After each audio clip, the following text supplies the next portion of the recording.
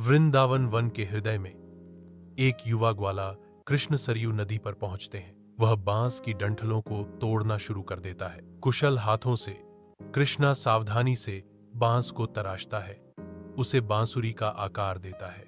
वह बांसुरी को अपने होंठों पर उठाता है, बजाने के लिए तैयार। कृष्ण की बांसुरी की पहली धुन जंगल में गूंजती है, जो पक्षियों और जानवरों को मंत्रमुग्ध कर देती है। राधा पास में खुद को मंत्रमुग्ध धुन की ओर खिंची हुई पाती है। पूर्ण चंद्रमा की अलौकिक चमक के नीचे यमुना नदी का किनारा दिव्य आकर्षण के लिए एक मंच में बदल जाता है। कृष्णा चांदनी में नहाए हुए खड़े हैं। उनकी काली त्वचा चमक रही है क्योंकि वे अपनी बांसुरी उठाते हैं। मोहक धुन रात के माध्यम से बहती है, गोपियों को लौ के लिए पतंगों की तरह बुलाती है। उनकी आंखें आराधना से भर गईं। हर गोपी खुद को चुना हुआ महसूस करती है, रासलीला के जादू में खोई हुई। राधा सच जानती है, कृष्ण का दिल केवल उसका है, एक बंधन जो हवा में फुसफुसाया जाता है। जैसे जैसे संगीत बढ़ता है, राधा हर नोट में अपना नाम सुनती है। चांदनी रात में एक गुप्त प्रेम गीत। कोमल सुबह की रोशनी में स्नान करते हुए राधा कृष्ण को देखती है। उसकी आंखों में एक कोमल जिज्ञासा झलकती है। उसकी आवाज सरसराहट भरी हवा की तरह चुप्पी तोड़ती है। आपने बांसुरी क्यों चुनी कृष्णा? कृष्ण की आंखें शांति से भर जाती हैं जब वह जवाब देते हैं, बांसुरी खाली है। राधा, इसमें कोई अहंकार नहीं है, कोई स्व नहीं है। इसने पूरी तरह से खुद को मुझे समर्पित कर दिया है। कृष्ण के शब्द हवा में गूंजते हैं। राधा की आंखों में समझ आती है।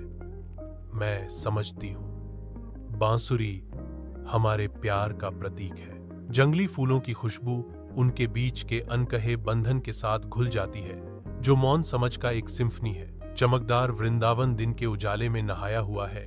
राधा कृष्ण को देखती है, ईर्ष्या उसके भावों को धुंधला कर देती है। कृष्णा खड़े हैं, बांसुरी उनके होठों पर टिकी है, जो धुन में खोए हुए हैं। उसकी आंखें सिकुड़ जाती हैं। प्रकृति की आवाजें अंदर के उथल पुथल के विपरीत हैं। तुम्हारे होंठों पर हमेशा वह बांसुरी टिकी रहती है कृष्णा बांसुरी नीचे करते हैं। उनकी निगाहें राधा से मिलती हैं। एक कोमल मुस्कान उनके होंठों पर छा जाती है। वह धीरे से जवाब देता है। उसकी आवाज स्नेह से भरी हुई है। राधा, यह बांसुरी हमारे प्यार का प्रतीक है। कृष्णा समाप्त करता है, यह मेरे लिए उतना ही महत्वपूर्ण है जितना तुम हो। कृष्णा यमुना नदी के किनारे खड़े हैं, द्वारका के लिए रवाना होने की तैयारी कर रहे हैं। वह अपनी बांसुरी को बहती नदी के किनारे छोड़ जाता है। उसकी उपस्थिति की अंतिम गूंज सूर्य पानी से चमकता है, जो कृष्ण की यात्रा की शुरुआत को दर्शाता है। राधा को कृष्ण के प्रस्थान का समाचार मिलता है। वह बांसुरी पाती है और उसे अपने पास रखती है, जो कृष्ण की एक ठोस याद दिलाती है। सूर्य की किरणें राधा की विनम्र झोपड़ी में प्रवेश करती हैं, जो गहन दुख के दृश्य को उजागर करती हैं। कृष्णा की अनुपस्थिति में राधा के चेहरे पर आंसू झरते हैं। हर बूंद उसकी लालसा का प्रमाण है।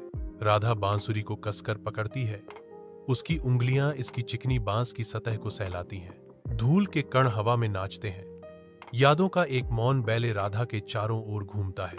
यह बांसुरी अब मेरे लिए स्वयं कृष्ण है, हमारे प्रेम का एक शाश्वत प्रतीक। बांसुरी अब एक पवित्र प्रतीक राधा और कृष्ण के बीच के स्थायी बंधन को दर्शाती है।